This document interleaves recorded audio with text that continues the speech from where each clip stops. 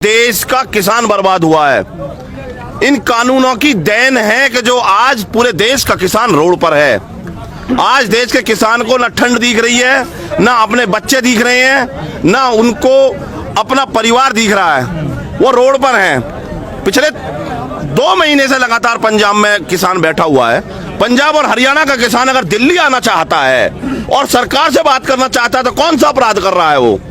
उस पर पानी की बौछार की जाती है, उस पर आंसू गैस के गोले दागे जाते हैं। 23 सितंबर से 2 अक्टूबर हम आए थे, किसान क्रांति गेट पर हमने दिल्ली जाना चाहा। क्यों नहीं जाने दिया दिल्ली?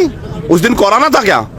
अगर ये कोरोना के लिए इसका आरोप ले लगाते हैं जी कोरोना आ जाएगा, तो जिस दिन बिहार के जश्न को बीजेपी के पार्टी कार्यालय पर मनाया जाता है उस दिन कोरोना नहीं होता।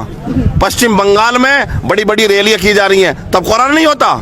बिहार में इतनी बड़ी रैलियां की गई तब कोरोना नहीं होता। कल तमिलनाडु में चुनाव होंगे तब कोरोना नहीं आएगा। इस देश के किसान के खिलाफ कोरोना टाइम में ये 3 बिल लेकर के आए। हमारा एक मानना, अगर आप 3 बिल ला सकते हो तो एक बिल हमारे लिए ले आओ जो आप पूंजीपतियों और उद्योगपतियों को लाभ देने के लिए लेकर आए हो। तो हमारे लिए एक बिल मांग रहे हैं हम, न्यूनतम समर्थन मूल्य।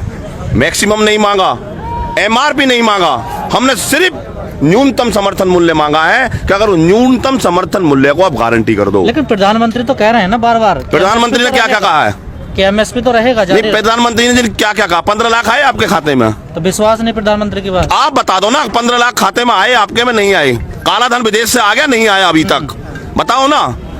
ये पूरा देश हिंदू मुसलमान पे चलेगा क्या? आज जो देश के प्रधानमंत्री की जवान पे विश्वास नहीं, देश के प्रधानमंत्री की जवान पर कब तक विश्वास किया जाएगा ये बता दो।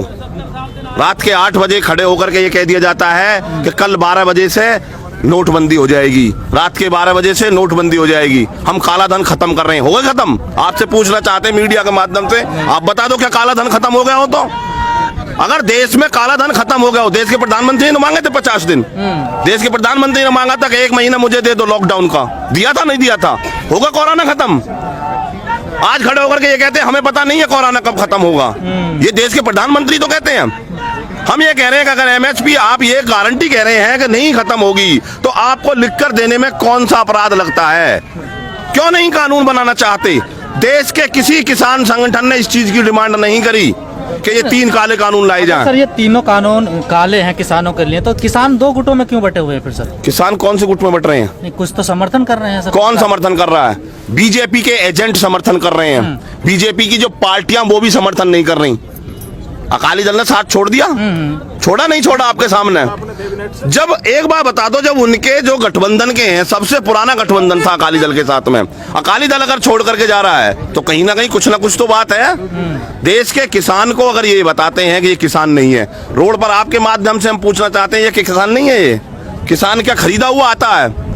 ये खुद बिकते हैं। मध्य प्रदेश, राजस्थान, हरियाणा, कहीं भी चले जाओ आप, तमिलनाडु, कहीं चले जाओ, जब जब सरकारें चेंज की जाती हैं तो जो जनप्रतिनिधि चुनकर जाते हैं उनको होटलों में रोका जाता है। बिकने का डर इनको जनप्रतिनिधियों का है। किसान ना कभी किसी ने खरीदा है ना खरीद पाएंगे, इनकी औकात नहीं है। लेकिन ये हमारी फसल नहीं खरीद सकते, हमको क्या खरीदेंगे? सरकार के रवैये से लग नहीं रहा कि वो संशोधन करेगी और वापस लेगी इन कानूनों को। नहीं लेगी तो हम रोड पे रहेंगे।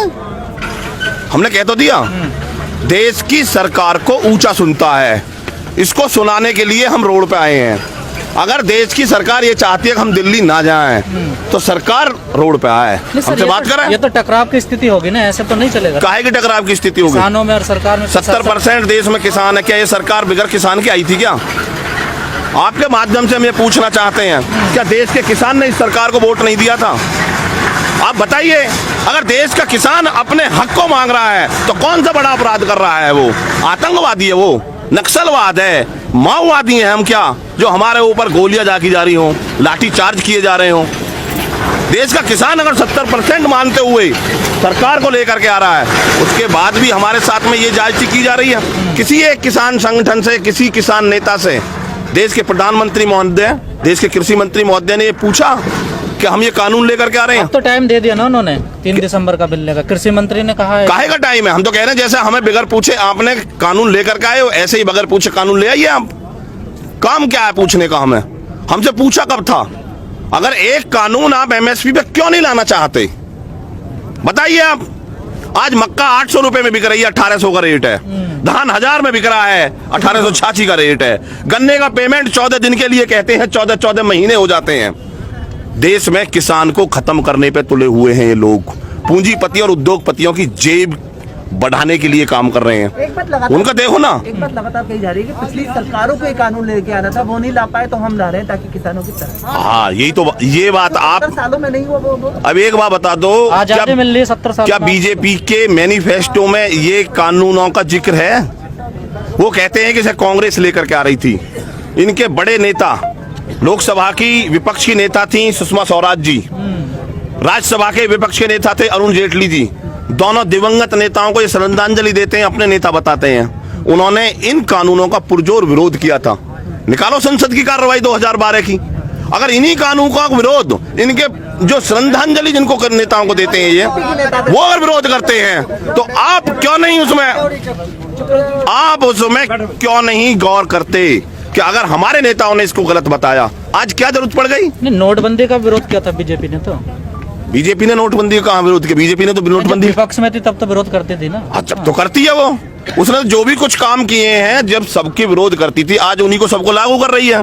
क्योंकि उन्हें व्यापारियों से, बड़े बड़े उद्योगपतियों से, बड़े बड़े पूंजीपतियों से लाभ लेना है। अंबानी और अडानी पूरे देश में बसाना है, किसान नहीं।